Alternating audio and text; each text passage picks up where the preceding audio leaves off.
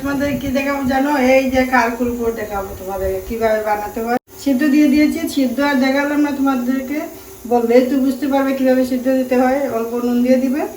আর এই যে বিচিগুলো কিভাবে বের করতে হয় তোমাদেরকে দেখাবো। এই যে দেখো, বিচিগুলো সারিয়ে নেবে না? হ্যাঁ, বিচিগুলো সারিয়ে নেবো। এই যে এইভাবে আস্তে আস্তে করে দেবে, না তো ভেঙে যাবে। মশলা যখন ফুলগুলো যে দেবে, যে মশলাগুলো তখন বের হয়ে যাবে না, সেজন্য আস্তে আস্তে এইভাবে বের করে নেবে। এই যে হয়ে গেল একটা। এই যে আরেকটা দেখাচ্ছি কিভাবে বের করতে হয়। আস্তে আস্তে করে না? আস্তে আস্তে করে দেবে, আর না তো ভেঙে যাবে। এই যে সুন্দর করে এই চামচের এই যে ডাটা দিয়ে দিলে সুন্দর হবে। দেখতে পাচ্ছ? এই যে বিচিগুলো বের করেছিলাম না, সেগুলো দিয়ে আর একটা রেসিপি বানাবো।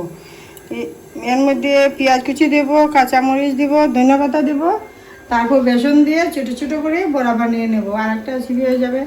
ঠিক আছে, এখন এটাতে কি করবে? মশলা এই যে মশলা দিয়ে দেবো, এখন বানাবো মশলা। দেখেছো কীভাবে হয়েছে? মশলাটা বানানোর জন্য তেল দিয়ে দেবো। এই যে তেল গরম হয়ে গেছে, আমি এখন পেঁয়াজ কুচি দিয়ে দেবো। সর্ষে বাটা দিয়ে দেবো, ওই যে দিয়ে দিলাম সামান্য। চাল মগজ বাটা দিয়ে দিলাম।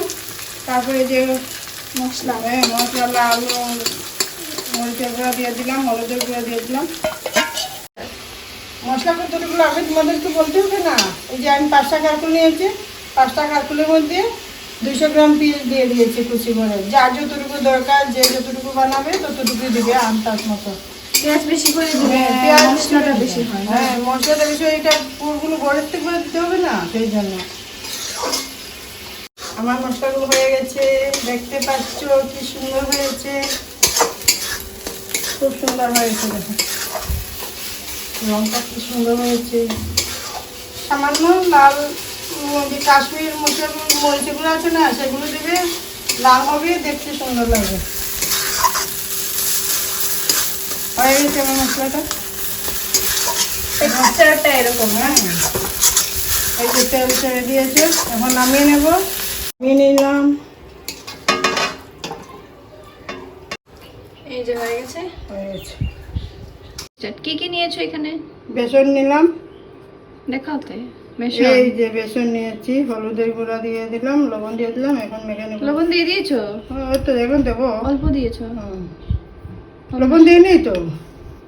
এই তোরা হ্যাঁ, হয়ে যাবে। এখন জল দিয়ে মেখে নেব। লেগে গেছে। অল্প জল না? অল্প অল্প করে দেবে। অল্প অল্প করে দাও। পাতলা হলে তো আর ফুলগুলো বনবে না, বেসন ভালো করে লাগবে না, মশলা ছুটে যাবে। এতটা কাঁকরোলের জন্য এতটা মাত্র? এতটাই হবে। এই যে বেসনটা মেখে নিলাম। এই যে এইভাবে না? টেক্সচারটা বেশি ঘন না বেশি ঘন। আচ্ছা, এখন কি করবে? এই যে এভাবে পুরো মশলাগুলো দিয়ে দেবো সবগুলোতে না? সবগুলোতে এভাবে দিয়ে দেবো। একদম ভর্তি ভর্তি করে। ভর্তি ভর্তি করে দেবে।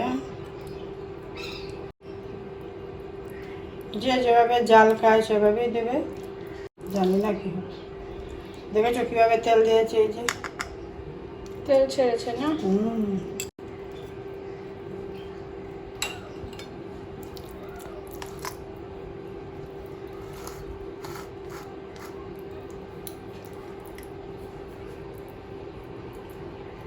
হয়ে গেছে না? লাস্ট হয়ে গেছে, লাস্ট।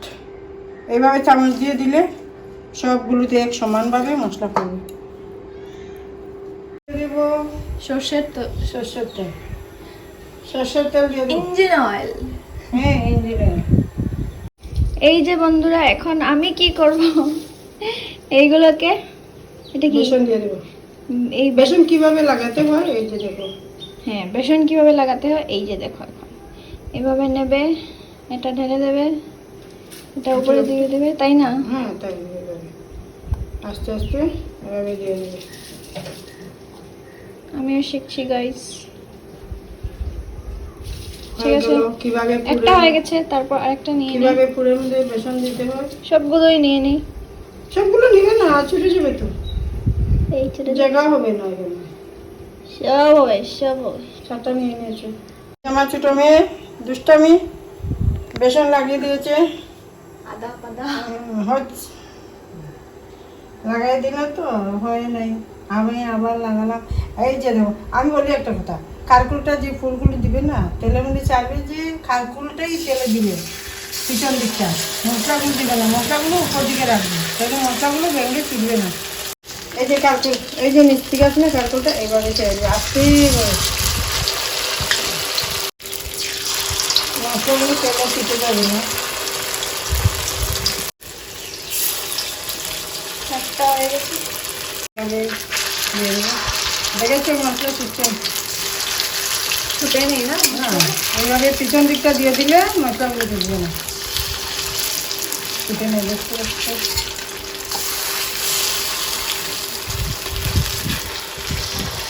এই যে অনেকগুলো নামিয়ে নিয়েছি, বাকিগুলো নামিয়ে নেবো।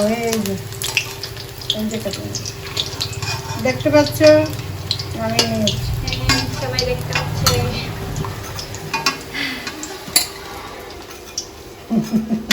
এই 3 স্টার্ট। ফুলগুলো হয়ে গেছে, দেখতে পাচ্ছ কি সুন্দর লাগছে, লাল লাল হয়ে গেছে ভাজাগুলো। তোমরা বানাবে, খাবে, তারপর কমেন্ট করে আমাকে জানাবে কিভাবে হয়েছে। বাই।